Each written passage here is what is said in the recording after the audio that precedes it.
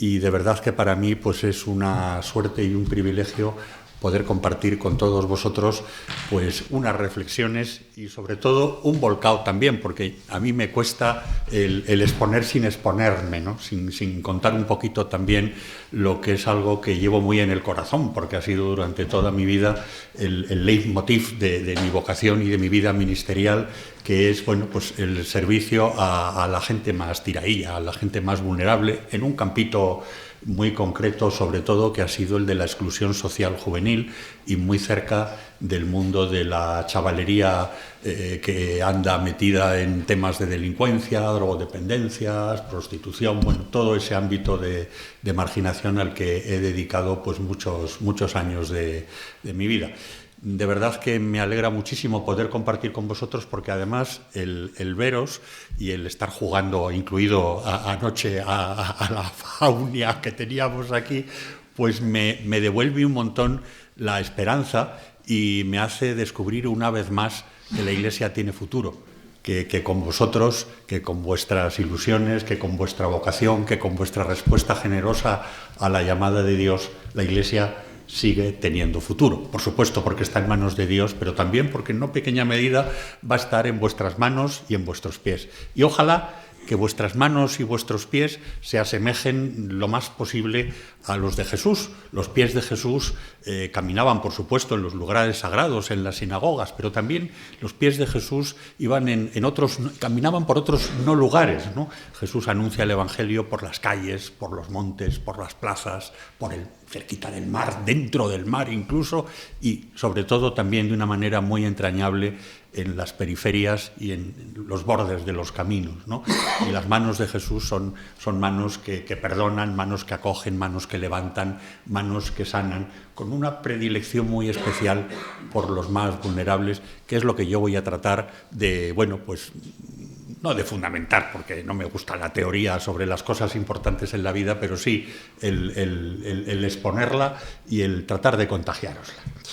Dicho esto, como futuros sacerdotes, sois, en palabras de San Juan Pablo II, que a mí me gustan muchísimo, los hombres, o vais a ser los hombres de la caridad, que es no solamente la caridad pastoral como ese elemento unificador del ministerio, sino en un sentido más estricto por el tema que nos atañe, los hombres de la caridad, los portadores de esa caridad pastoral, los primeros anunciadores del Evangelio a los más pobres y los animadores del servicio a la caridad y a la causa de la justicia en las comunidades cristianas que estáis llamados un día a acompañar y a atender.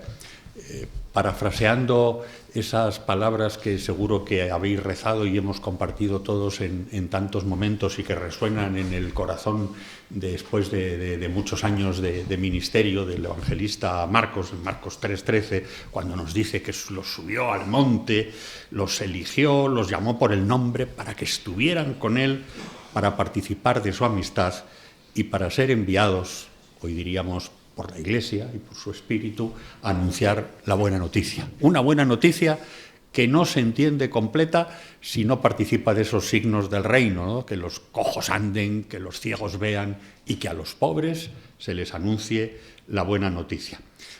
El Evangelio es y debe ser, primero, para todos nosotros, ese bálsamo sanador de nuestras dolencias, de nuestros pecados, y sin duda expresa esa complicidad entrañable de nuestro Dios con todas nuestras cuitas humanas, con nuestras debilidades, incluso con nuestros pecados, como experimentamos con tanta frecuencia en la fragilidad de nuestra propia vida.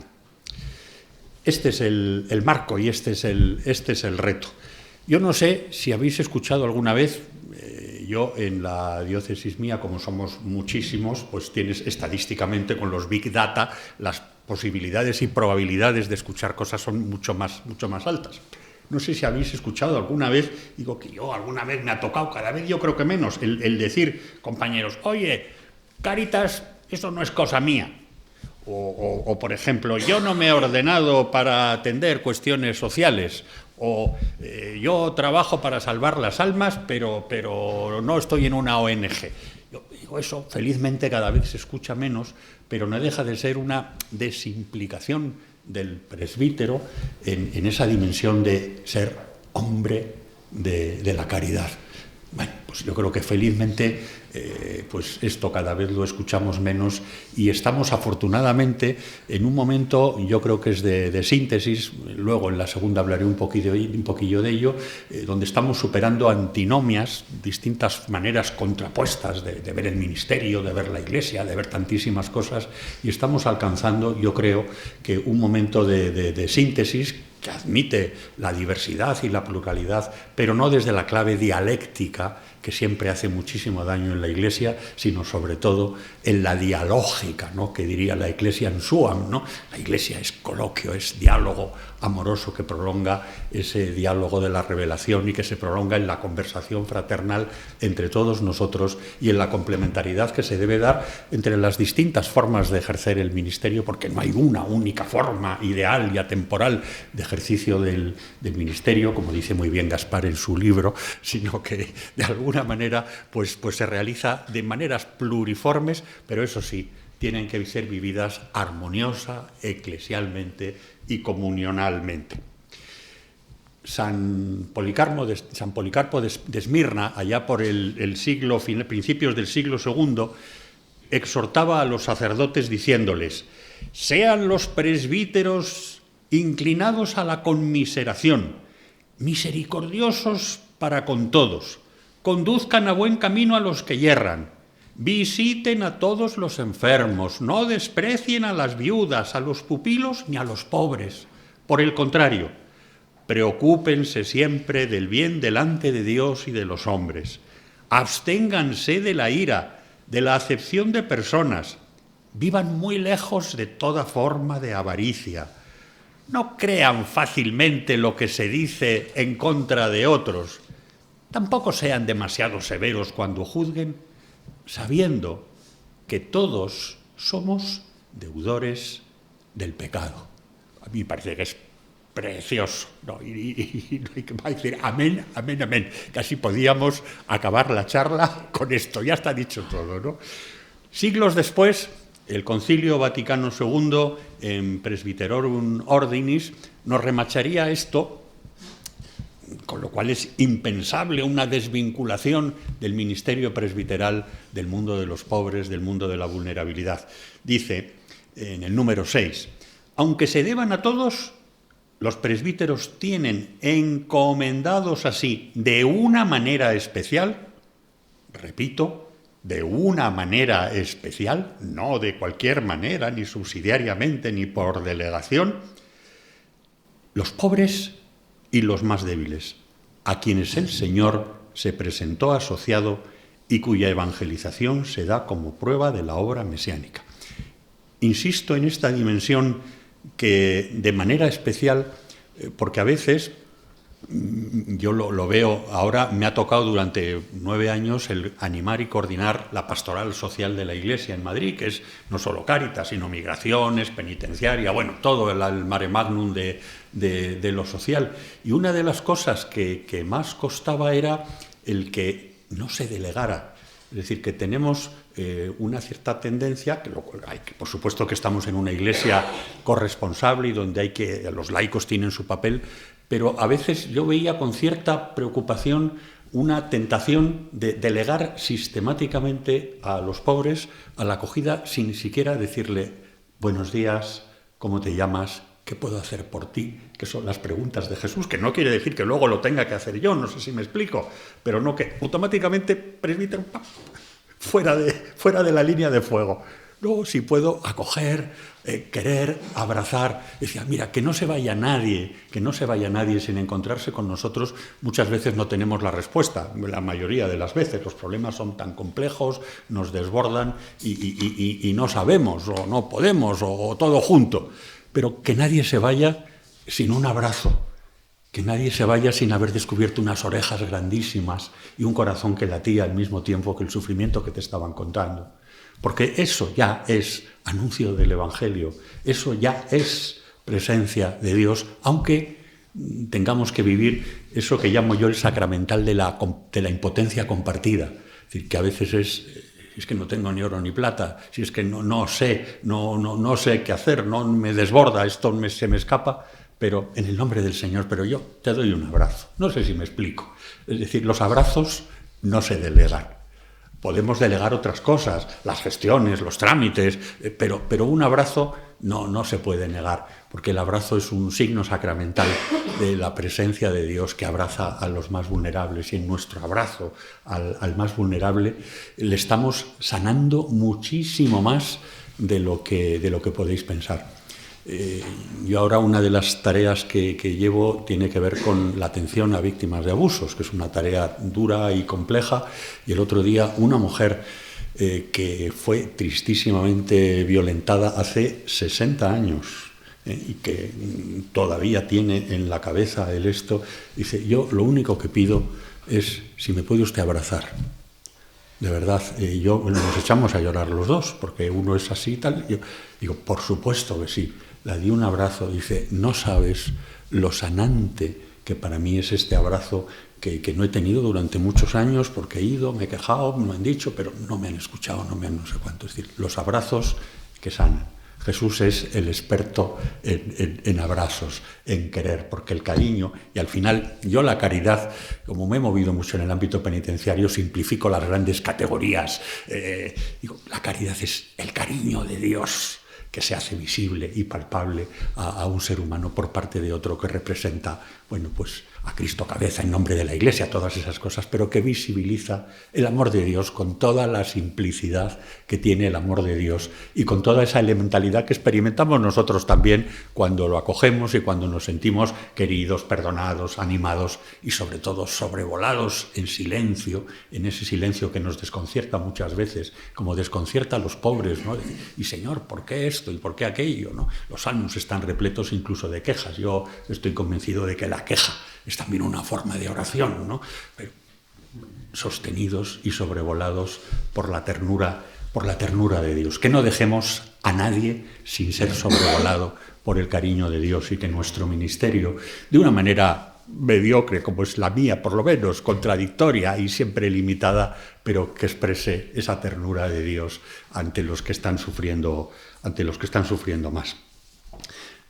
Remato, me pego un salto en el tiempo de la Presbyterorum Ordinis a Evangelii Gaudium, en el número 48, dice, por remachar así a modo de fundamentación, que no necesita ser muy fundamentada, como las cosas más elementales no necesitan mucha teoría.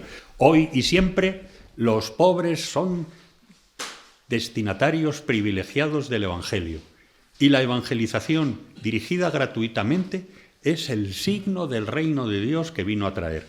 Hay que decir sin vueltas que existe un vínculo inseparable entre nuestra fe y los pobres. Nunca los dejemos solos. Repito, esta repetición ya es mía. Nunca los dejemos solos. No lo vais a encontrar en la chuleta que tenéis, porque la chuleta que tenéis es una cosa que le mandé a Fernando tiempo atrás, cuando todavía no tenía, es una cosa antigua. Digo, luego, si os interesa, la haré en bonito, porque ahora la tengo para mí en feo, la primera parte y la segunda, coge cosas de ahí, pero no estoy siguiéndole, o sea que no lo busquéis, que no lo vais a encontrar. Esto forma parte del juego, ¿no? Había un programa, yo he estado siempre toda la vida en Vallecas, y había un programa de una emisora pirata, de las radios libres que en tiempos estaban emitiendo, y tenía un programa muy divertido que era, pídeme el disco que quieras y yo te pondré el que me da la gana. Y entonces la gente llamaba, quiero dedicar esta canción a mi novia Pepita y la quiero poner una canción de los Rolling Stones, por decir algo. Pues le colocaban una de los Chunguitos. Y entonces era la gracia, era pídeme el disco que quieras, que yo te daré el que me dé la gana. Bueno, no digo que tanto, pero algo va en los apuntes, que no es lo que estoy diciendo ni lo que voy a decir. Aunque algunas cosas, obviamente, sí en lo nuclear. Bueno, hablando en primera persona singular, porque me cuesta no hablar en primera persona en cosas que son tan hermosas y que uno ha vivido mediocremente, repito, y sin ninguna ejemplaridad, pero apasionadamente, sí, y con una gracia y un regalo enorme. Decía Ortega y Gasset que cuando alguien se dirige a los demás desde un foro, o desde un micrófono, desde un atril, uno tiene que preguntarse siempre 3 cosas. Decía él críticamente. Una, el suelo, el subsuelo y el adversario de quien está hablando. El suelo es el contenido y ese se explicita en la conferencia o en la charleta o en el compartir que vamos a hacer. El subsuelo son los presupuestos desde los que habla, que ayudan mucho a entender el suelo y a contextualizarlo. Y el adversario es aquello contra lo que milita latente o patentemente el que habla. Bueno, pues os comparto un poquito mi subsuelo, los presupuestos que están en la introducción, pero que os pueden ayudar a entender un poco la música que ilumina la pobre letra que voy a compartir con vosotros. El adversario, ya os lo anticipo, nunca son las personas. Yo estoy convencido de que Jesús en la cruz, con ese perdónalos porque no saben lo que hacen, rompió la categoría enemigo. Es decir, en cristiano no existen enemigos, no podemos tener a nadie por enemigo. Esta mañana nos lo decía el padre predicador muy bien. Además, esa es la garantía, y me gustó mucho cómo acabaste, ¿no?, de ser cristianos felices. Es decir, la felicidad, la plenitud, la dicha, la bienaventura es incompatible con el dejar espacios del corazón hipotecados por el rencor y por el odio. No es materia de esta charleta, pero en otro momento, o si surge luego en el coloquio, os contaré cosas preciosas de encuentros entre víctimas y exterroristas y cómo el perdón, ese perdón que siempre es supererogatorio, que no es exigible, que no es, pero que cuando se otorga y cuando se recibe en la dinámica de la gratuidad, bueno, lo experimentamos todos cuando acudimos al sacramento de la penitencia, ¿no? Es decir, experimentamos que somos una M, pero una M tan dignificada y tan reconciliada que vuelve otra vez a levantarse con entusiasmo y con ánimo. Bueno, suelo, subsuelo y adversario. Pues contándoos un poquito mi itinerario y por compartir el desde dónde, el subsuelo. Efectivamente, yo era abogado en ejercicio, abogado jovencito, que empecé pues a especializarme en el campo de lo penal, después de haber querido ser inspector de policía, porque mi vocación real era, yo todavía, espérate, mira, esto no estaba preparado, pero llevo el silbato.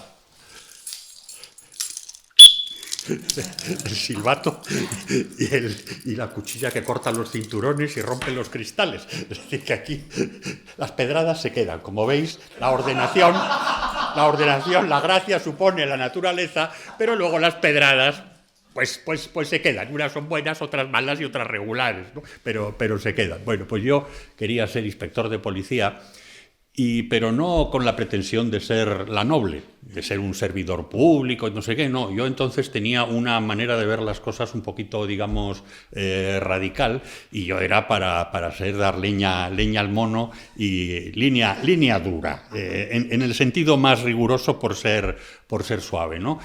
No había estado en parroquia, yo no he sido un chaval de parroquia, con lo cual siempre mis obispos han dicho que yo estoy un poco asilvestrado, no sin razón, porque no he tenido un recorrido eclesial como el típico, ¿no? Sino que, bueno, pues casi me encuentro de bruces con la vocación y con el Señor que me dice que no, ese no es el camino, que no es machacar a los demás, sino que se trata de ponerse al servicio de su liberación integral, ¿no? Y que muy bien, pero que en lugar de las esposas lo que hay que hacer es liberar a los encadenados en todos los sentidos, ¿no? Y entonces yo me presenté ante el cardenal, porque yo siempre he tenido una estructura muy jerárquico-militar, y dices, oye, a la cabeza, y siempre a la cabeza. Y dije, mire, yo me siento llamado por Dios, no sé qué es esto, pero... Y entonces, soy abogado, tal, y me siento llamado, en concreto, hacia este mundo también, con una vocación singular. Y me dijo, entonces era Tarancón, yo por eso ya soy viejo, reviejo, el cardenal Tarancón, y dijo, bueno, pues vamos a discernirlo, adelante, y utiliza el instrumento que tienes para acercarte a esa realidad, que es la abogacía. Únicamente con 3 reglas que nos pusimos, me puso, mejor dicho, una, que fuera siempre para los pobres, a título gratuito; 2, que fuera siempre defendiendo, nunca acusando; Y 3, de una manera limitada, para no comprometer pues, el ministerio y las demás cosas, pero que utilizara el derecho, que yo siempre lo he llamado el uso instrumental del derecho. Utilizar, y entonces yo iba con el Evangelio y con la Biblia en la moto, una moto de estas de trial, en la Macuto, y entonces no había ordenadores, la máquina de escribir, y ahí a pie de chabolo de historia, pues estaba la muchachada. Estamos en los años 80, pensad que había una epidemia de drogodependencias, de heroína que nos ha dejado barrios machacados. Mi generación, más o menos arriba, en algunas zonas está absolutamente, ves la pirámide de edad destrozada, con cantidad de muertos por sobredosis, por sida, por una etapa durísima y complicadísima. Y bueno, pues ahí vamos con la moto, el Macuto y unas dosis de ingenuidad y de ignorancia supinas, pero en la juventud, el atrevimiento. Y bueno, pues eso, entre la Biblia y el Código Penal, pues tratando de anunciar la buena noticia a muchachetes pues que desaparecían de la vida antes de tiempo, ¿no? Con 20 y tantos años, y que habían empezado muchas veces a drogarse con 13, con 14, con 15 años, una época terrible y dura. Y en ese sentido, como anécdota, recuerdo una que os comparto, que es la vez que más he entendido yo lo de la amistad con los pobres de la que hablaba el Papa Francisco en Evangelii Gaudium.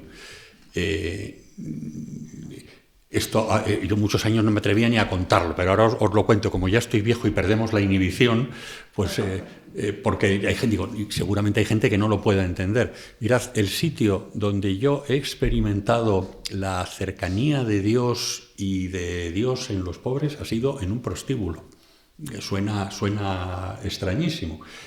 Iba con un compañero y amigo, luego murió y que luego no llegó a ordenarse, que venía de ese mundo. Él había sido drogodependiente, había sido una persona con unas dificultades familiares y sociales enormes. Entonces él se reía muchísimo de mí, claro, porque me veía pardillo total. Yo pues había sido un niño más bien pijo, metido en un mundo de marginación que me venía grande por todos los sitios y que no me sabía situar. Y me hacía de lazarillo porque entrábamos en sitios donde yo jamás podría haber entrado. Y recuerdo una noche que fuimos, dice, vamos a ver a unas amigas mías y tal, y nos fuimos, sí. Claro, digo, enseguida nos vamos a lo malo, que yo lo tengo, de verdad, que ahí tengo una visión absolutamente limpia, ingenua, porque es que no puedes tenerla mala. Y entiendo, cuando Jesús dice, las prostitutas os precederán, digo, jolín, qué bien tirada está la frase. ¿Cómo conoce el Señor la condición humana más allá de las apariencias, ¿no? Cómo no se queda en la superficie de las cosas, cómo penetra en lo más hondo del corazón y de la vida de las personas. Bueno, me dijo, vamos a ver a unas amigas, y efectivamente, pues fuimos, era en la calle de la Ballesta, que era un sitio de prostíbulos. Bueno, yo estaba ahí, pues claro, bajaban las chicas, hombre, Manolo, ¿qué tal? No sé cuántos, muy bien. Bueno, oye, no, pues subían los clientes y había un sitio donde, bueno, pues se tomaba café y estábamos allí tomando café y las preguntas que nos hacían, que digo, jolines, esto a veces no me lo dicen en la parroquia ni en la iglesia. Es, habladnos de Dios. Esa era la conversación que nos traíamos. Es decir, Manolo, se dirigían más a él porque a mí me veían cara de pardillo y yo estaba que no tenía ni... Decía, habladnos de Dios. Y entonces, bueno, pues empezaba Manolo y luego yo hacía lo que podía, ¿no? Y empezábamos y decían, oye, ¿y qué cosas habéis estudiado? Contadnos de Dios y que nos sirva para nosotras y tal. Bueno, imponente. Yo digo, nunca he vivido esa fraternidad tan horizontal de estar hablando de Dios con las personas más de Dios, seguro, realmente, pero para el mundo absolutamente empecatadas y alejadas. Y luego, de repente, una de ellas decía, bueno, me subo que viene un señor, dice, este pobre hombre, dice, si no hacemos nada, dice, porque me paga y yo le escucho. Dice, porque es un hombre pues, que se lleva mal con la mujer, se lleva mal. Dice, si es un desgraciado. Dice, si es que nosotras aquí muchas veces lo que estamos haciendo es prestar un servicio de escucha. Dice, porque con muchos no hacemos nada. Dice, pero vienen, se desahogan, pues les doy un besito, se piensa qué tal. Bueno, digo, joder, la delicadeza con la que hablaban de los clientes que se metían indecorosamente en su cuerpo, ¿no? Dices, joder, aquí hay algo que a mí se me escapa de evangelio intenso y profundo, ¿no? Me salgo de la práctica y volvemos otra vez un poco a la teoría. Vamos a ir pegando así saltos. Volviendo al tema no volviendo porque estamos en él todo el rato, ¿no? Pero volviendo al tema de los pobres, el Papa León, en el reciente consistorio que ha tenido con los cardenales de la Iglesia, ha hecho dos afirmaciones que indudablemente van a marcar el rumbo de la Iglesia en los próximos años y por tanto que os van a incumbir de manera personalísima y directísimamente, y que creo que tienen también que ver directa o indirectamente con el ministerio como presbíteros en el ámbito de la caridad. Por una parte, el Papa León ha hecho suyo el programa de Evangelii Gaudium, que es un programa ciertamente de alcance y donde no se puede ocultar el lugar tan importante que ocupan los pobres. Es decir, he hecho el cálculo del contenido dentro de Evangelii Gaudium, prácticamente un tercio de Evangelii Gaudium tiene que ver con el mundo de la inclusión social de los pobres. Y hay una correlación continua entre evangelización y cuestión social, ya sea desde el primer momento hablando de la renovación de la Iglesia en el capítulo 2, del compromiso de los cristianos en el mundo actual, en el segundo, al hablar del querigma y de lo nuclear del mensaje cristiano, incluso de la vida sacramental, cultual y litúrgica de los evangelizadores, y desde luego el capítulo 4 entero que se dedica a la dimensión social del mensaje cristiano. Un tercio aproximadamente hace referencia a ello, con lo cual, digo, no tenemos ninguna duda de que la dimensión social, sociocaritativa, tiene que ver con la esencia del Evangelio y, por tanto, con el ministerio presbiteral también. Es decir, aunque tengamos una responsabilidad diferenciada, ¿no? Y eso que dice el propio Papa, yo no le quiero llevar la contraria, pero en buena medida dice, Evangelii Gaudium no es un documento de doctrina social de la Iglesia. Bueno, pero lo parece bastante, vamos, en algunas cosas, pero bueno, lo ha dicho el Santo Padre, no seré yo quien le lleve la contraria, ¿no? Pero el contenido indudablemente que tiene es intenso.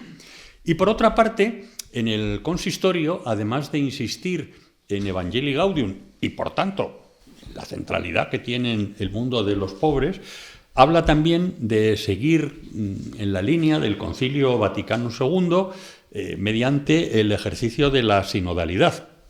Ese caminar juntos siendo muchos y al mismo tiempo uno, y procurando ser testigos de ese mecanismo que ya hemos citado antes de la escucha, ¿no? Escuchándonos. Cada vez más el Papa llega a hablar, en algún momento Francisco hablaba de la necesidad de instaurar el ministerio de la escucha. Yo ahora me toca una cosa que yo he estado siempre en las periferias y he estado siempre en las zonas ahora me toca la catedral de vez en cuando y toca confesar en la catedral, y lo que menos podía imaginar es en el Sacramento de la Reconciliación, en la Catedral de la Almudena, que pasan cerca de 2 millones de personas por allí, la mayoría paganos, no van a confesarse 2 millones de personas, pero sí, digo, para que no penséis que estoy tirando, que en Madrid tira las campanas al vuelo enseguida, no estoy presumiendo de nada, pasan por allí, entran y salen, y nada, y yo creo que luego dicen, ¿y esa cajita que tienen con la luz qué es? Pregunta alguno, o sea, que no penséis que el nivel de catequesis y teología es altísimo, ¿no? Pero es curioso cómo se acerca, no es infrecuente, que se te siente alguien y diga, padre, no me vengo a confesar, pero me podría usted, no soy cristiano, a veces alguno, ¿me podría usted escuchar un momento y darme su opinión sobre tal o cual cuestión?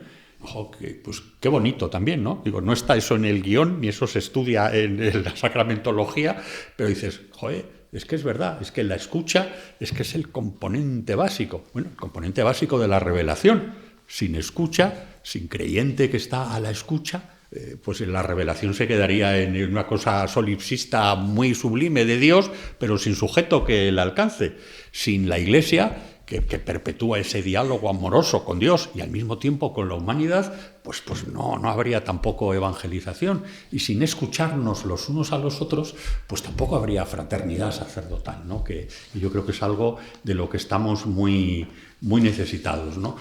Por eso, si tenéis, a mí me encanta un documento poco leído y antiguo ya, del 64, si no recuerdo mal, que es la encíclica la Ecclesiam Suam de San Pablo VI, que es un canto precioso al diálogo. Si tenéis ocasión de leerla, porque además se lee muy bien, es una lectura muy poco así elaborada, pero que habla de la importancia que tiene la escucha a Dios, la escucha en la Iglesia, la escucha a los demás, la escucha a los diferentes, la escucha a las distintas confesiones no cristianas, incluso la escucha a otras religiones, ¿no? La escucha en definitiva.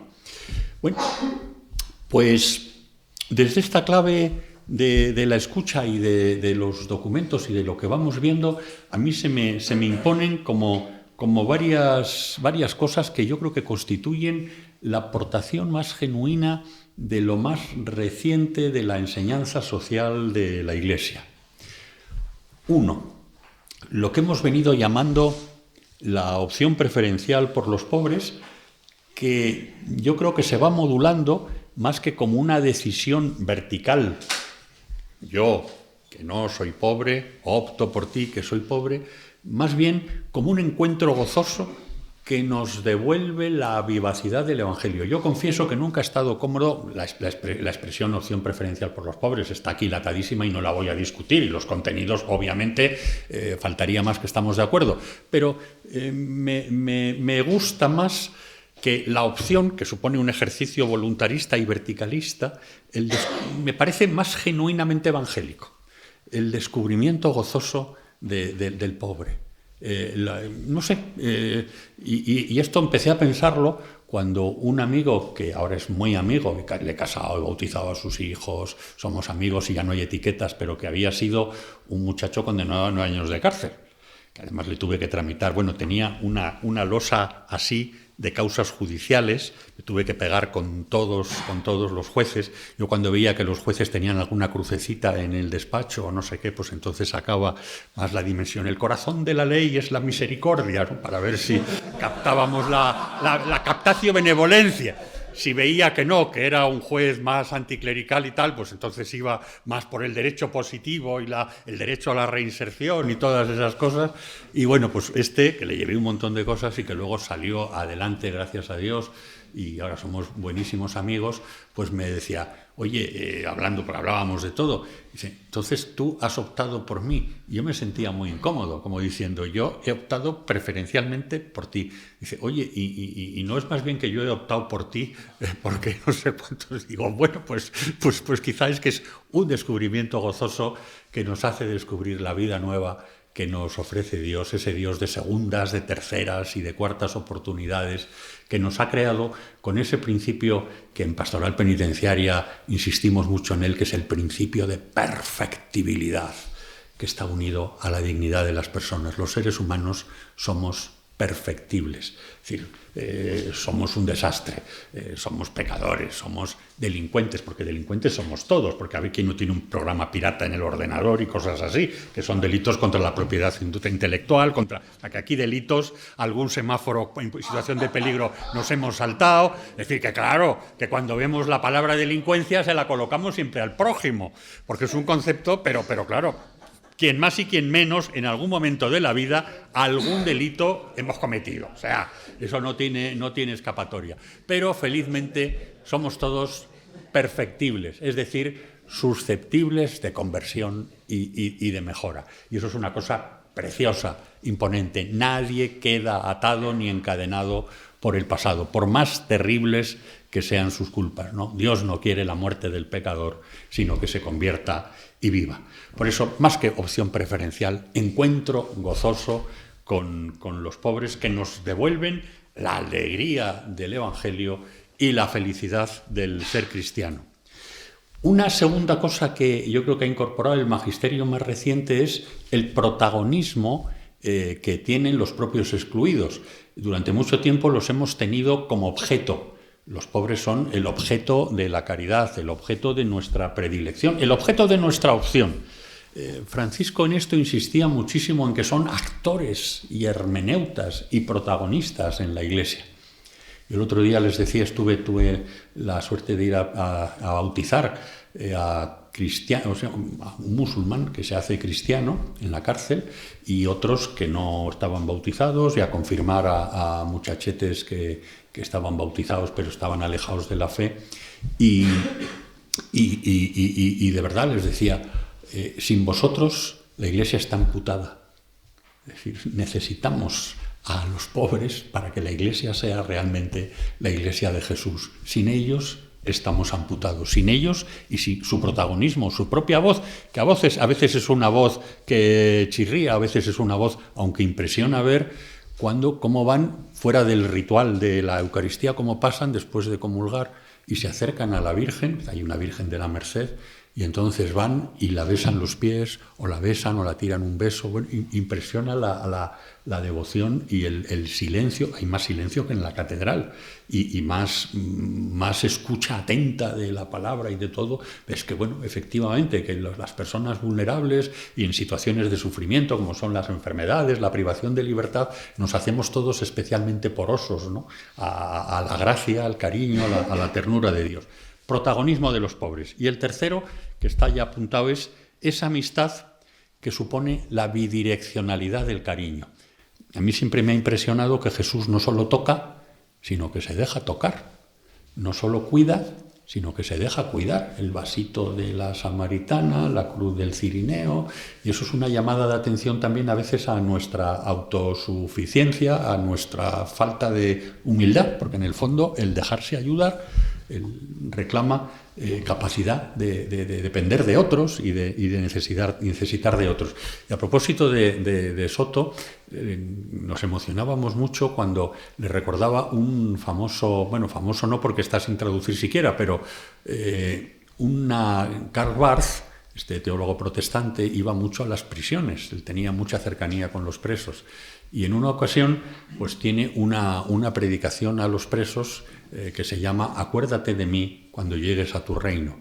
Y les decía a los presos, dice, mirad, vosotros no sabéis que el origen de la Iglesia está en un patíbulo y entre condenados. Y además tampoco sabéis que la única ocasión en la que alguien tiene la audacia de tutear a Jesús es precisamente un ladrón. Los evangelios, los mismísimos discípulos le llaman maestro, rabí, señor, pero solo el buen ladrón le dice, traducción simultánea, colega, acuérdate de mí cuando llegues a tu reino. Jesús, acuérdate de mí, le tutea. Y la respuesta inmediata de Jesús en esa horizontalidad que da el sufrimiento, que quizá es la experiencia más universal que tenemos los humanos, incluso más universal que la fe, porque hay quien no la tiene, desgraciadamente, pero sufrimiento lo tenemos todos y es la experiencia más universal. Y por eso el Evangelio tiene que ver con los grandes universales, y también con el sufrimiento, y también con el dolor, y tiene algo que decir a ese universal del sufrimiento. Hoy estarás conmigo en el paraíso, ¿no? No es más que la canonización directa ipso facto, ¿no? En el último segundo, y hasta el último segundo hay, por tanto, siempre oportunidades, ¿no?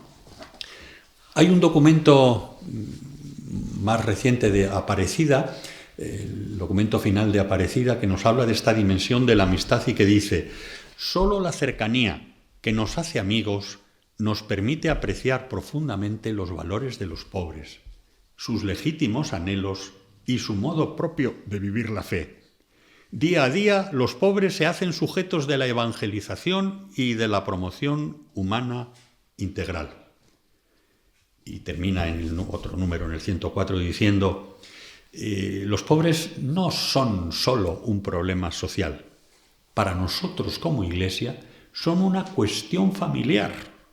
Son de los nuestros. Nuestra relación con ellos no se puede reducir a una actividad o a una oficina de la Iglesia. Es decir, no podemos burocratizar la atención a los pobres. No burocraticéis jamás, ni en los despachos de acogida. Yo, cuando estaba de vicario social, me empeñaba en decir siempre lo primero que tiene que encontrarse cuando venga un pobre a una iglesia no es la mesa del despacho y el ordenador y las fichas de no sé qué, sino tiene que encontrarse con una mesa camilla. Yo lo he hecho en mi despacho, en el arzobispado. Lo primero que he puesto es una mesa camilla, para que quien entre se encuentre, yo el primero, me encuentre con una mesa camilla, unas flores, caramelos y bombones. Es decir, que quien entre sepa que entra a un lugar familiar, a un lugar de acogida, no entra a una oficina, que no se parezca a una oficina del ayuntamiento, de la junta o de la comunidad. Nosotros somos otra cosa, somos, como dice Aparecida, familia. Entonces tienes que entrar en una casa de familia.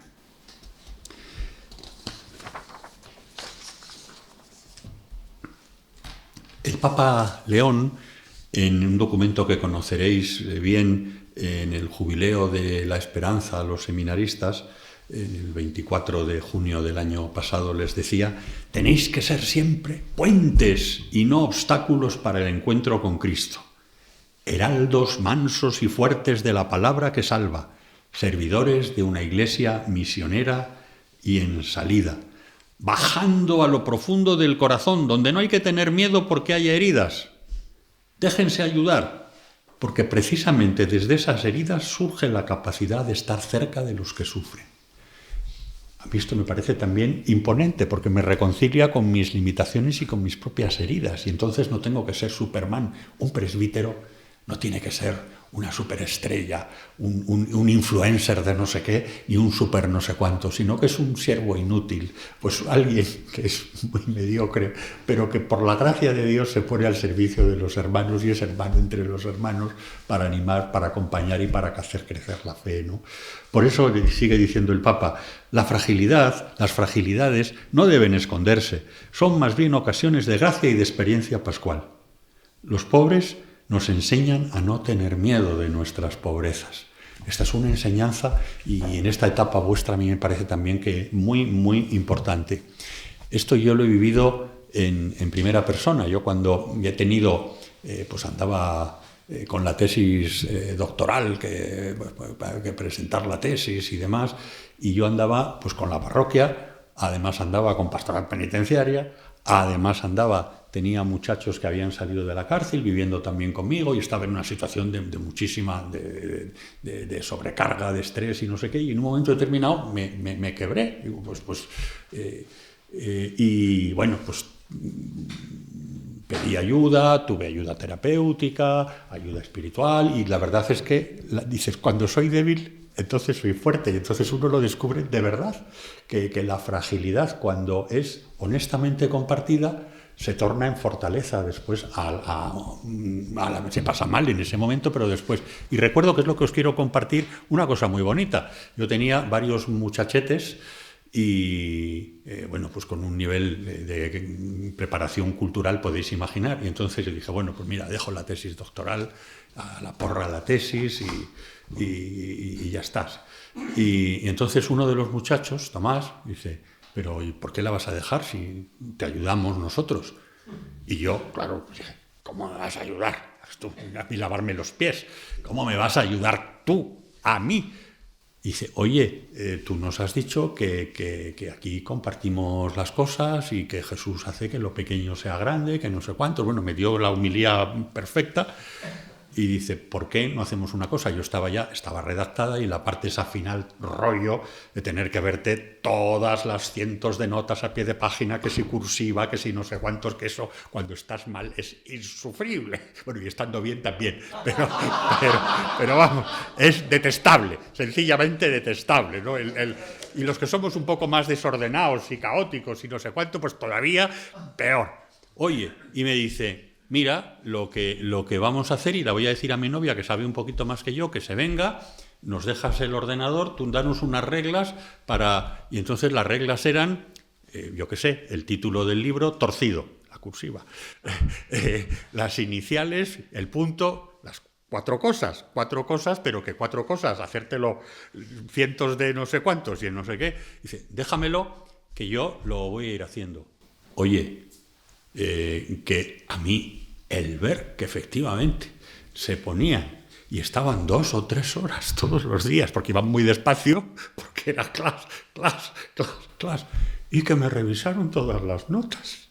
Por eso cuando defendí yo la tesis en la Ponti, en Salamanca, dije, bueno, tengo que confesar que esta tesis no es solo mía. Es decir, esta tesis se la debo también a gente con la que he compartido muchísimas cosas y a gente que en momentos de fragilidad pues me han ayudado a completarla. Y entonces, mirándole, porque estaba él allí y otros amigos, mirándoles les dije, digo, bueno, los aciertos son aciertos de todos y los errores también. Y el pobre Tomás se quedó ahí diciendo, ¡ay Dios! ¡Cómo salga! Entre paréntesis, no me resisto a contaros que los chavaletes que yo había ido teniendo habían ido saliendo adelante, unos, otros no, porque la vida es muy complejada y muy dura, y trabajaban en seguridad, y algunos eran escoltas, y me dijeron, el día de la defensa de la tesis, dijeron, nosotros te regalamos el servicio de seguridad. Bueno, yo no les hice ni caso y dije, vale. Pero cuando llego por la mañana a primera hora allí a la Ponti, me dice el conserje, ¿sabe usted si vienen hoy los reyes o si viene aquí alguien? Dice, porque estoy preguntando aquí. Yo, pues yo no tengo ni idea, pero yo borré completamente todo.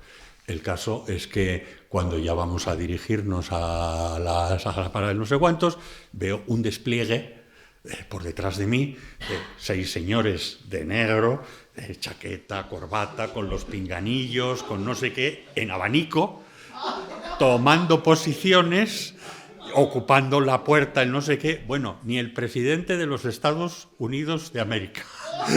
Y lo malo fue que en la comida uno de los profesores, porque vinieron ellos también y más amigos a comer, entonces me dice, oye, ¿quiénes son estos que están aquí? Y yo dije de primeras, digo, pues amigos míos, no dije más. Y luego ya me dice, es que, ¿sabes que me ha cogido uno, que es un armario, y me ha cogido así de la solapa al salir? Menos mal que ya estaba la nota puesta y aprobado, y todo sacado. Me dice, yo no digo nada, Gaspar, pero así salen las tesis en Salamanca. Y dice, es que me ha dicho, ¿cómo se le ocurra a usted volver a llevarle la contraria a Josito? Yo digo, tierra, trágame. A José Ramón Flecha también le cogió y le dijo no sé cuántos. Digo, claro, así cualquiera nos saca una tesis adelante. Bueno, pues os digo esto por la complicidad, la amistad con los pobres, y sobre todo esto venía a razón de no tener miedo. O sea, los pobres nos enseñan a no tener miedo de nuestras propias pobrezas y a ser capaces de pedir ayuda y de ser honestos. Cuando uno es honesto, es el indicador máximo de buen pronóstico en todo en la vida. La honestidad es el mejor indicador de buen pronóstico y de futuro feliz, ¿no? Cuando tapamos, cuando encubrimos, cuando nos callamos, cuando disimulamos, entonces se acaban enquistando dentro de nosotros las cosas que no nos hacen crecer. Siguiente epígrafe, ¿cómo vamos? Estamos todavía con tiempo. Tú me das un codazo y... O dos, si hace falta, si es menester. Y bueno. Además de amistad con los pobres, yo creo que la pobreza nos muestra que tenemos que desarrollar una fina intuición para hacer una lectura creyente de la realidad que tenemos a nuestro alrededor. Eso que la Gaudium et Spes llamaba los signos de los tiempos y de interpretarlos a la luz del Evangelio. Eso habla de escrutar, no solamente escrutar los signos de los tiempos, no solo de mirar superficialmente, sino de discernir, interpretar, porque los signos son históricos y la historia necesita hermenéutica, y como criterio normativo a la luz del Evangelio. Que por cierto hay luego en Gaudium et Spes, más adelante en el 46 creo recordar, que dice el concilio a la luz del Evangelio y la experiencia humana. Habla de esas dos dimensiones preciosas, ¿no? El Evangelio como criterio máximo normativo, pero la vida misma como ámbito de realidad donde Dios se revela también. El presupuesto no es otro que algo que ya había intuido la teología preconciliar, que es la importancia que tiene la categoría de la historia, ¿no? Somos seres contextuales, somos seres en el espacio y en el tiempo. Por eso la historia es lugar de revelación. El discernimiento no es solo personal, el discernimiento no es individualista, el discernimiento es comunitario, es eclesial. El Evangelio como criterio hermenéutico y la lectura creyente como algo que nos conduce a realizar el sueño de Dios. Los creyentes no leemos la realidad por el prurito de saber más o de conocer más, ¿no? Sino precisamente porque queremos experimentar más a Dios. Porque si Dios se revela en la historia, si Dios se pone de manifiesto en los pobres, nuestra cercanía a la historia, a sus gozos y a sus esperanzas, a sus tristezas y a sus angustias y a los empobrecidos, es condición de posibilidad de experimentar más intensamente a Dios. Por eso la razón, por utilizar la jerga, de nuestra opción preferencial por los pobres no es ética, sino que es teologal, es decir, es experimentar más intensamente a Dios. El profeta Jeremías, creo que en el capítulo 16, dice: conocer a Dios es practicar la justicia. Conocer en ese sentido bíblico o veterotestamentario, que significa mucho más que lo cognitivo, que lo intelectual, ¿no? Que es también lo afectivo, lo integral. Es la comunión con Dios, supone practicar la justicia, dar a cada uno lo suyo, poner a los pobres en el lugar que merecen. Esa mirada creyente, ese escrutar los signos de los tiempos, teniendo muy presente la realidad de los empobrecidos, reclama una mirada con algunas notas que me parece que son importantes destacar. En primer lugar, en segundo y en tercero, es una mirada amable, es una mirada solidaria y es una mirada crítica. Eso de los gozos y las esperanzas, tristezas y angustias de nuestro tiempo, sobre todo, repito, dice el concilio, sobre todo de los pobres y de cuantos sufren, son a la vez gozos y esperanzas, tristezas y angustias de los discípulos de Cristo, porque no hay nada verdaderamente humano que no encuentre eco en su corazón. Por tanto, se trata de aunar esa doble dimensión que aparece ya en el sueño del profeta Isaías, que a mí me parece precioso porque aúna dos dimensiones de la ética, siendo muy con trazo grueso, muy reduccionista. La ética del mimo, del cuidado, de la delicadeza para con lo frágil. La caña cascada no la quebrará, el pábilo vacilante no lo apagará, que es la delicadeza exquisita con la fragilidad, esa delicadeza que debemos para con los pobres. Y al mismo tiempo, y en la otra dimensión, y no cesará hasta implantar el derecho y la justicia en toda la tierra. Es decir, no es ñoñería intimista, personalista, no, es delicadeza, es ética de la ternura y al mismo tiempo es ética de la justicia.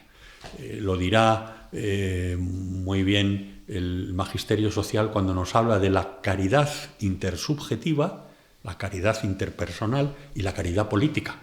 La caridad que supone transformación de las estructuras, transformación de las relaciones con las personas y transformación de las estructuras. Es mirada amable porque se deriva de esa coda con la que va el libro del Génesis relatándonos cada acto creador de Dios. Y vio Dios que era bueno, y vio Dios que era bueno. Por eso en cristiano no cabe el pesimismo. Podemos estar desanimados a veces, pero no cabe el pesimismo. El cristianismo supone una ética siempre optimista, una antropología positiva. Los seres humanos somos agraciados. Es verdad que estamos tocados de contradicción y de pecado y somos en ese sentido desgraciados, pero donde abunda el pecado, sobreabunda la gracia. Y eso nos llena siempre de esperanza y de optimismo. Una de las fuentes, al menos en mi vida, y yo lo constato, de esperanza ha sido precisamente el mundo de la pobreza y de la vulnerabilidad. Cuando ves que lo imposible se hace posible, crees ciertamente que Dios hace nuevas todas las cosas. Y cuando ves un señor que ha sido jefe de comandos terroristas, que lleva una cruz porque se ha convertido, y que la cruz que lleva es la cruz que le ha regalado el hermano del guardia civil asesinado, y que él regala la cruz de la confesión que tuvo durante una semana con el capellán de la prisión, se la regala al hermano del asesinado, es una crucecita de madera, de estas de colorines y tal, y dices, ¡jo! Claro que Dios hace nuevas todas las cosas. Dios hace posible lo imposible. ¿Cómo no ser vitalmente optimista? En el fondo, si queréis, la palabra más que optimismo es esperanzado, la gran esperanza, ¿no?, que diría Spesalvi de Benedicto XVI. Mirada amable que bebe del pío Dios, que era bueno. Por eso nuestra mirada como presbíteros es una mirada que descubre, esto en el ámbito penitenciario nunca preguntas por qué delito está nadie metido ahí, y eso ayuda mucho. Yo prefiero no saber las historias porque descubres la parte de las bondades, y los seres humanos, como decía San Juanito Bosco, que sabéis que trabajaba mucho con la chavalería silvestrada, decía, al menos sabrá silbar. Cuando le decían, ¿pero qué haces tú con estos chicos? Si son incorregibles, si estos son no sé cuántos, si son delincuentes, si son no sé qué. Si tú les ves alguna cualidad, dice, seguro que sabe silbar. Bueno, pues silbando, jugando a favor de, siempre se camina mejor que jugando en contra, ¿no? Y eso también lo experimentamos nosotros. Cuando nos corrigen desde las cosas buenas que podemos mejorar, más que desde la negatividad y los defectos, eso nos hace superarnos y al final avanzar. Además de mirada amable, es también mirada solidaria, porque bebe de que los seres humanos somos, pues eso, debemos ser solidarios, somos seres para la comunión, somos seres que nos ayudamos los unos a los otros. Es una forma de mirar samaritana. 5 minutos, pues vale, si como no se trata de, no es un examen donde llegamos tú, me pegas el codazo y hacemos el coloquio. Dame un primer aviso. Es mirada también solidaria y es una mirada que en creyente yo creo que para ser completa tiene el privilegio de los pobres, supone que la mirada desde las bajuras tiene una capacidad de universalización que no tiene la mirada desde las alturas. Yo allá en Madrid, lo digo muchas veces, es que desde la Cañada Real se ve todo Madrid, hasta las torres y tal, pero desde las torres, ni siquiera subido en la planta 30 y no sé cuántos o 100 no sé cuántos, se ve Cañada Real. Es decir, la mirada más universal, la mirada más epistemológicamente verdadera es la mirada desde las bajuras. Y por eso Jesús hace esa kenosis, y por eso Jesús asume en todo menos en el pecado nuestra condición humana, ¿no? El abajarse para ver más. Solamente cuando nos abajamos, solamente cuando tenemos esa humildad, somos capaces de ver muchísimo más. Lo voy a dejar aquí porque así luego retomo y no dejo una cosa a medias, que luego lo recuperamos. 10 minutos de diálogo, pues 15. Pues así, perfecto. Así podemos parlotear lo que os apetezca. Con libertad. Y sin ira, como decía la canción. Que cada uno es hijo de su época. Es que saca uno el DNI enseguida con una de pipas. Libertad sin ira. Voy a hacer como en clase. Dudas, aclaraciones, preguntas que tengan que ver con el tema, por favor. Bueno, a mí la pastoral penitenciaria que has estado contando me parece muy bonito. Y sobre todo me parece curioso que no les preguntes por qué están ahí. Bueno, por eso no, me parece bien pensar. Porque así no los juzgas antes de conocerles de verdad. Luego ya más a ver, vamos, como la prisión.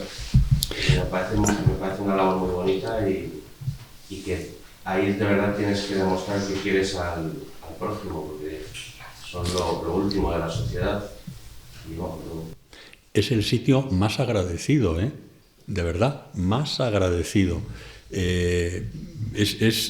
impresionante la fe.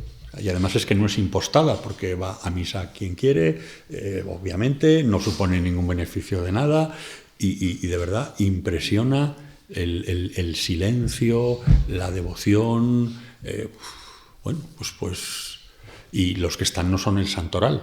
Es decir, que en la inmensa mayoría hay errores judiciales y hay personas que, por supuesto, pueden ser inocentes, pero la inmensa mayoría han cometido barbaridades, ¿no? Y la verdad es que impresiona muchísimo. Y la regla 1, o sea, esa es una regla siempre pero no solo para la Iglesia, no entres preguntando pero no hace. Además, si preguntaras de primeras te dirían: yo no he sido, yo estoy aquí, el juez me ha mandado aquí, esto no, esto es injusto, esto no sé cuántos. Esa sería la primera. Yo soy inocente, todos somos inocentes, ¿no? Entonces, mejor no preguntas y al final, sin preguntar, salen las cosas, ¿no? Pero sí, es un mundo muy agradecido y donde la Iglesia hace poquito se hizo una encuesta.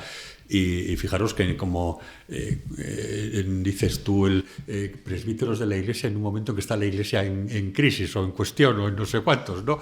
Pues en prisión la nota media de la valoración que hay, pero no solo de los cristianos, sino de los musulmanes, de los ateos y de todos, es sobresaliente. Es espectacular. O sea, es que salimos con un 4 con no sé cuánto en muchos espacios, en algunos más bajo, en algunos un poquito más alto, en prisión es sobresaliente. Porque es que, yo creo que son los lugares del sufrimiento donde se agradece pues la presencia de alguien que no juzga, que escucha, que acoge, que acompaña, y que además son momentos, pues eso, son esos momentos especiales de sensibilidad a lo religioso, ¿no?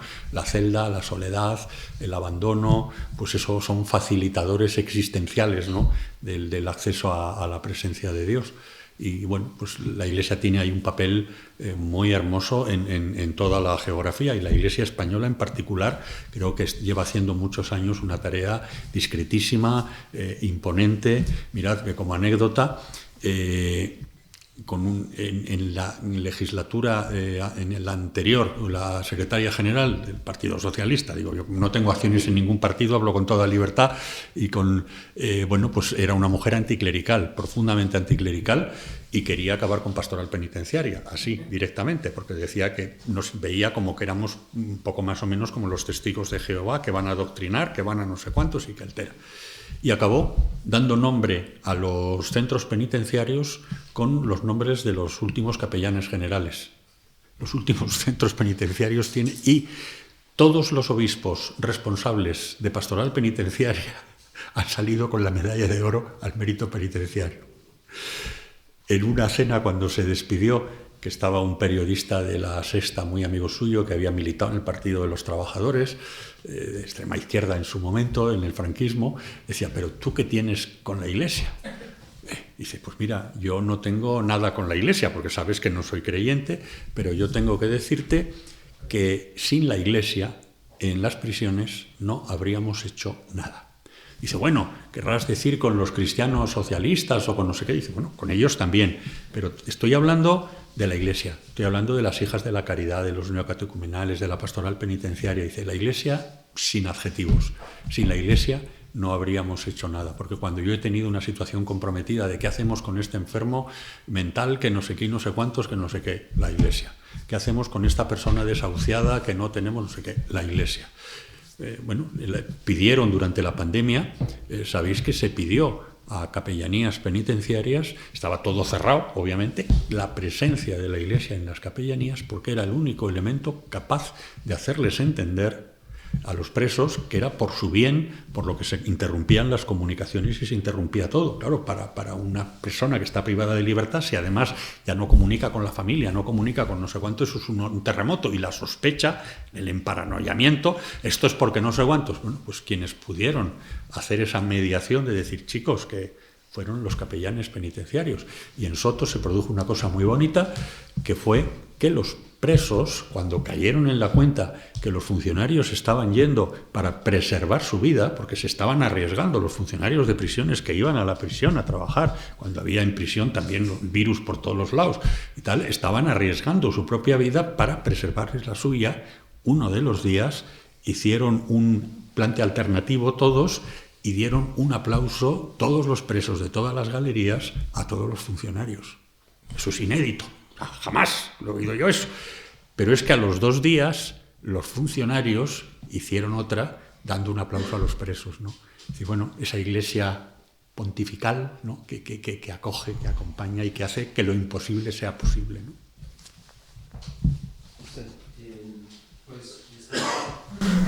Normalmente la acción caritativa, la social, se presenta como una acción más práctica, más social, ¿sí? Por parte del pleonasmo. Y estamos mirando esos días, dos caridades, en que el Papa Benedicto XVI apela que la Cáritas tiene que primar sobre todo por el humanismo. Pero vemos que a veces la línea es muy sutil entre a convertirse en una ONG, una acción solamente social y olvidarse de la dimensión teológica, la dimensión espiritual. Entonces, a mí me gustaría entender más o menos qué herramientas a lo largo de nuestra vida pues, en este mundo de caridad, cómo ha hecho para que pusiera así de claro esta división. Ha dado un ejemplo que no transformar, por ejemplo, el despacho en transformar en lugar de acogida, pero así como matices para nosotros, los sacerdotes, para que no callamos en esta sí. música, ¿no? Sí. El propio Benedicto XVI dice también que hay momentos en los que la buena noticia tiene que explicitarse y otros, dice él, en que tenemos que dejar que sea el silencio el que evangelice. Es decir, que ahí está la prudencia pastoral, ¿no? La prudencia, que no te da recetas y que uno no sabe nunca si te pasas o te quedas corto, y seguro que unas veces te pasa y otras te quedas corto, porque no somos perfectos.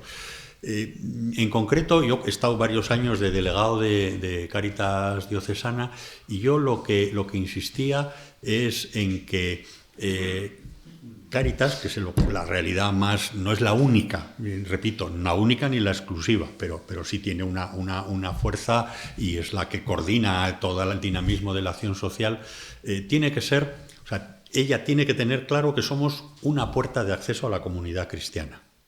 Tener claro en la cabeza que somos una puerta de acceso. Esa puerta tiene que estar abierta, pero eso no quiere decir, tengo que huir de los dos extremos, del decir, vente, que como no vengas aquí y tal te doy, pues no, tengo que ser enormemente respetuoso con las personas que pueden ser incluso de otras confesiones religiosas y no hay el más mínimo problema.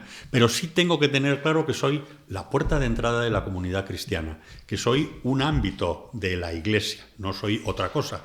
Y el extremo es el darte gorrazos y otro, el extremo sería la ocultación de la identidad. Yo creo que estamos en un momento de síntesis muy bueno. Ha habido épocas en las que a lo mejor pues como que ha habido más vergüenza bueno, yo creo que el punto de equilibrio es ese, ¿no? La autenticidad, la honestidad. Y al final, además, cuando te comunicas con alguien desde la honestidad, la transparencia y siendo puerta de entrada, es que el tema sale.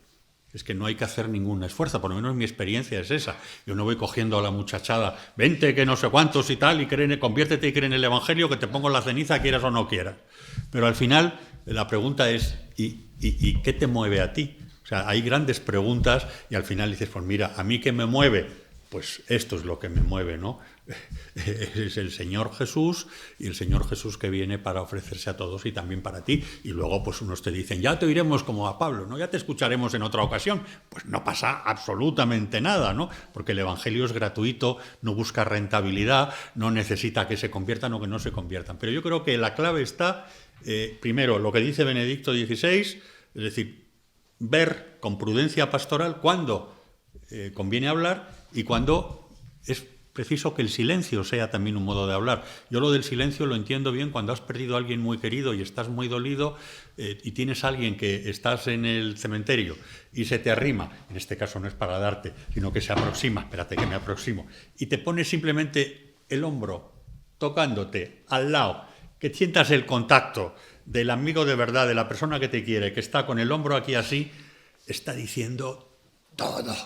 No necesito que me diga nada, te acompaño en el sentimiento, cuánto no sé qué, no sé cuántos. Mira, Jesús lo primero que hace cuando va a su amigo Lázaro es llorar. No somos nadie. Llorar. Es decir, el expresar la empatía desde la lágrima, desde el silencio, y luego ya vendrá yo soy la resurrección y la vida. Entonces, ¿cuándo toca resurrección y vida? Pues hay que ver y modularlo, ¿no? Que a veces... pues a veces nos anticipamos tanto que dices, joder, me ha venido el cura, me ha dicho, yo soy la resurrección y la vida, y es que no me he mirado los ojos. Es que no... pues es un fallo garrafal, ¿no?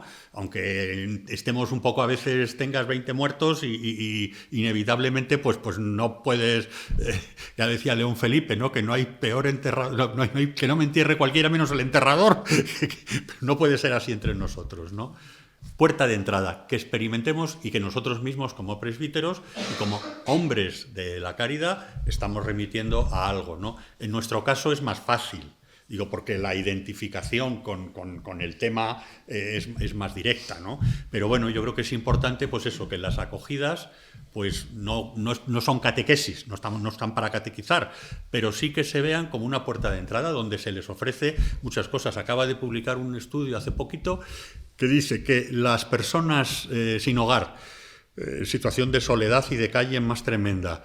La otra categoría eran las personas con periplos migratorios dramáticos y experiencias incluso de violaciones y de no sé cuántos. El factor de resiliencia número 1 que les ha permitido sobrevivir en todas las adversidades, ¿sabéis cuál ha sido? La espiritualidad. La espiritualidad. Te lo dicen, yo no lo he dicho antes, me parece, yo ahora tengo 2 espacios de los que bebo que a mí me ayudan a sobrellevar las tareas de otras cosas, que estoy de capellán en el Centro de Internamiento de Extranjeros, que es un sitio tremendamente duro, donde van las personas que van a ser deportadas y que y a veces unas cosas crueles, ¿no? Que se van a separar de su familia, los lanzan para no sé dónde y tal. Es un espacio donde la fe y el tema de Dios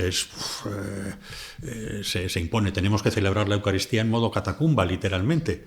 Es decir, porque el contexto no es una cárcel, es tremendamente peor, un techo. Estamos ahí bajito, las mesas ancladas al suelo metálicas, tienes que poner ahí un pañito, o sea, la imagen es de iglesia catacumba, ¿no? Pero teníais que ver la intensidad con que viven la fe los internos que no saben, y la fe, que yo digo, joder, me gustaría tener esta fe, porque te dicen, Diosito sabrá.